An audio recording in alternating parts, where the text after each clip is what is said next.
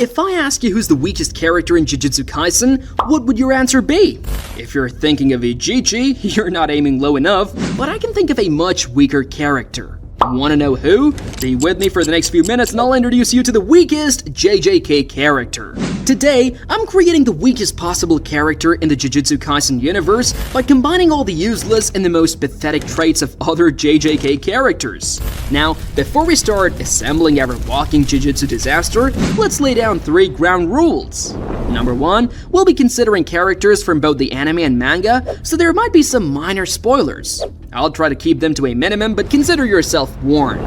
Number 2, we'll be looking at various aspects that contribute to a character's strength in the Jujutsu Kaisen world. I believe there are mainly 10 characteristics that define a character's strength. That are, number 1, race or origin of the character.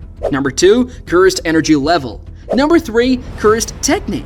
Number 4, domain expansion. Number 5, combat skills. Number 6, weapon proficiency. Number 7, curse resistance. Number 8, physical attributes. Number 9, intelligence and strategy. And number 10, emotional and psychological traits.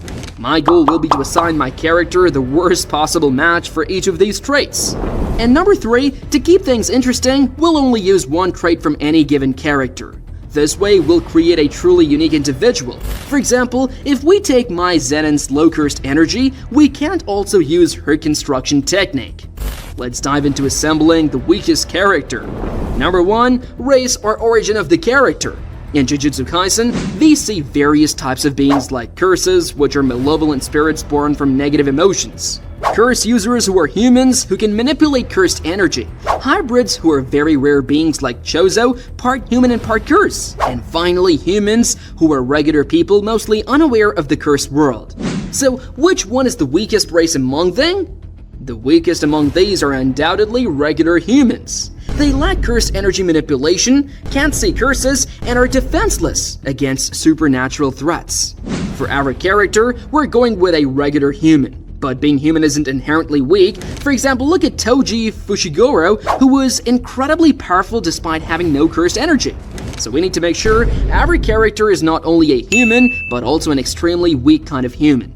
Therefore, I'm thinking to make our character elderly, fragile, and ill.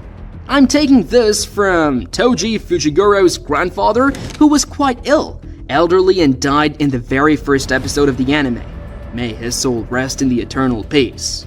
So, as our character's race is defined, let's move to the next trait, that is, cursed energy level. Now, let's talk about cursed energy. In the Jujutsu Kaisen world, this is the fuel that powers all those flashy techniques and epic battles. We've seen characters with varying levels of cursed energy throughout the series. On one end, we have monsters like Gojo Satoru, who's practically a walking cursed energy power plant. Then there are skilled sorcerers like Megumi and Nobara, with respectable reserves, but who's at the bottom of this cursed energy totem pole? Well, we could go with someone like Maki Zenin, who has 0 cursed energy due to the heavenly restriction. But remember, our rules. We can't use more than one trait from a single character. Plus, Maki turned that weakness into incredible physical strength, which is definitely not what we are going for here. We need to look at someone who has cursed energy, but so little, it's practically useless. And for that, we turn to our favorite disappointment, Mai Zenin. Poor Mai, her cursed energy levels are so low, she can only use her construction technique once a day. Imagine having a superpower, but you can only use it as often as you change your sheets. So we're taking Mai's abysmal cursed energy levels and making them even worse. Our weakling has just got enough cursed energy to see curses, but not enough to do anything about it. It's like being able to see a mosquito but not having the strength to swat it away. In fact, let's say our character's cursed energy is so low, he gets tired just by being in the presence of a strong Jujutsu sorcerer. Gojo walks by, our character needs a nap. Yuji starts talking about his workout routine, our character's already snoring. With cursed energy levels this low, our character is less hidden potential waiting to be unlocked. And more, how are they even still alive in this universe? But hey, at least they can see the curses that are about to end them, right? Now that we've established our character's cursed energy situation, let's move on to the next trait. Next up, the curse technique, the signature move that defines a sorcerer's fighting style. We have seen some impressive ones, Gojo's Limitless, Megumi's 10 Shadows, and even Nobara's Straw Doll. But what's the most useless technique we can imagine? We could go for something like Inumaki's Cursed Speech, which is powerful but risky. However, that still could be useful if used smartly. Instead, let's create a technique so pointless it makes Meiba Kasumi's simple domain look like a game changer. We'll call it Aura Reading. Our character can sense the aura of objects and people. Sounds cool, right? Wrong. This technique only works on inanimate objects, and it simply tells our character whether the object is happy or sad. Imagine the thrilling applications. Does Chair feel sad today? The toaster is in a good mood. In a world of reality warping powers, our character is stuck as a discount mood ring for furniture. It's not just useless in combat, it's useless in everyday life. To make it worse, using this technique gives our character a splitting headache. So they can either ignore their power or use it and suffer. Talk about a lose-lose situation. With a curse technique this pathetic, our character isn't just the weakest sorcerer, he might be the most pointless one too. But hey, at least they'll always know if their socks are having a bad day. Number 4. Domain Expansion. Domain expansion is the ultimate technique in a sorcerer's arsenal. We have seen some jaw-dropping domain expansions like Gojo's Infinite Void, Sakuna's Malevolent Shrine, even Megumi's incomplete Chimera Shadow Garden. So which one would I give to our character? Here, I'm aiming for a domain so pathetic, it makes Dagon's aquarium look like a blockbuster theme park. Let's call it Mildly Inconvenient Cubicle. When activated, if it ever activates, our character's domain manifests as a tiny beige office cubicle. The fluorescent light flickers annoyingly, the chair squeaks, the computer runs on Windows 95. Its sheer hit effect, it makes everyone inside slightly uncomfortable. Maybe their socks feel a bit damp or they have an edge they can't quite reach. The kicker, our character can't control who enters the domain. Half the time, he ends up trapping himself inside, alone with his outdated computer and existential dread. Using this domain drains our character completely. One use, and he's out cold for a week. Not that anyone would notice the difference between this and domain and, well, just standing around awkwardly. In a world of reality warping domains, our character brings mild discomfort in office ennui. It's not just useless, it's an act of inconvenience to its users. Number 5. Combat Skills. Combat skills are essential in the Jujutsu Kaisen universe. Sorcerers need to be proficient fighters, capable of defending themselves and others against curses. For this, we'll look to Meiba Kasumi, who isn't exactly a top-tier fighter, but at least knows how to wield a sword. Our character, however, makes Meiba look like a martial arts master. Our character doesn't just lack combat training, he actively avoids any form of physical exertion.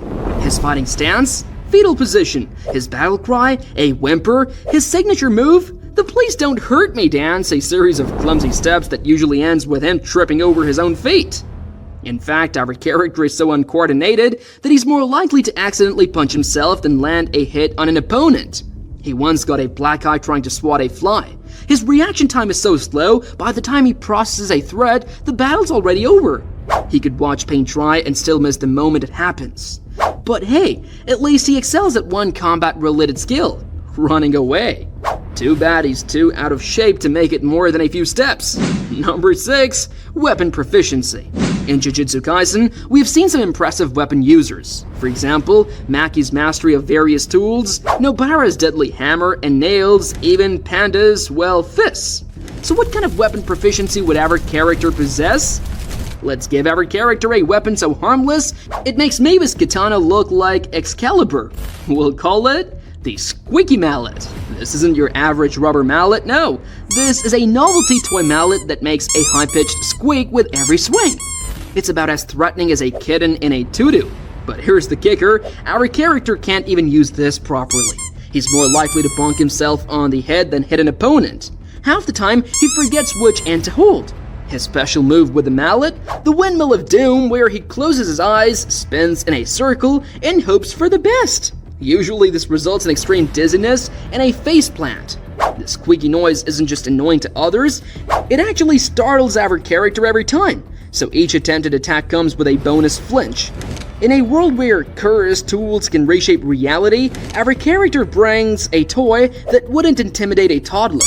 It's not just useless, it's a safety hazard to its wielder. But hey, at least the squeaky noise might momentarily confuse a curse. That is if our character doesn't pass out from fear first. Number 7, curse resistance. In Jujutsu Kaisen, curse resistance is one of the most crucial traits of a character. Some characters like Itadori can tank hits from special grade curses. So, what kind of resistance of curse should we assign to our character? Well, for our character, he's not only susceptible to curses, but he's also allergic to cursed energy. A whiff of Sukuna's power would send him into sneezing fits. He gets a rash just from standing too close to Gojo. His resistance would be so low, he once got cursed by a fortune cookie. Ordinary bad luck follows him like a lost puppy. In a world where curses are everywhere, our character is basically a walking possess me sign. But hey, at least they're consistent. Number 8, physical attributes. For the worst physical attributes, let's take inspiration from Kichizu, one of the death painting wounds. Remember him? Probably not, because he was so unremarkable. But we're going to make our character even weaker than Kichizu, so weak that he makes an infant look like a bodybuilder. In a universe of peak physical specimens, our character is proudly below average in every way, but at least he excels at one physical activity: napping. While Kichizu at least had some cursed techniques to fall back on, our character doesn't even have that luxury. They're essentially Kichizu minus any redeeming physical qualities, a true marvel of anti-fitness in the JJK world. Number 9, intelligence and strategy. JJK has some brilliant minds. Gojo's tactical genius, Megumi's analytical skills, even Nanami's efficiency. Our weakling? His strategic prowess makes Gojo's student's first mission look like a masterstroke. He once tried to exorcise a curse with a motivational speech. His problem-solving skills are so poor, they'd get outsmarted by a particularly cunning houseplant. In a world of 4D chess players, our character is proudly playing tic-tac-toe. And losing. Number 10, emotional and psychological traits. Mental fortitude is key in JJK. Yuji's determination, Nobara's confidence, Gojo's unshakable self-assurance. Our weakling, he has the emotional stability of a soap bubble in a hurricane. He's a bundle of anxiety, self-doubt, and imposter syndrome. His source of motivation, avoiding mild discomfort. He cries at the drop of a hat. Literally, he once sobbed because he dropped his hat. His idea of facing fears is peeking at them from behind a pillow. In a world where mental strength can overcome curses, our character's mind is a cursed spirit's all-you-can-eat buffet. But hey, at least he's optimistic about how quickly he'll fall in any given situation, and there you have it. The weakest possible Jujutsu Kaisen character. He may not save the world, but he'll certainly make everyone else feel better about their own abilities.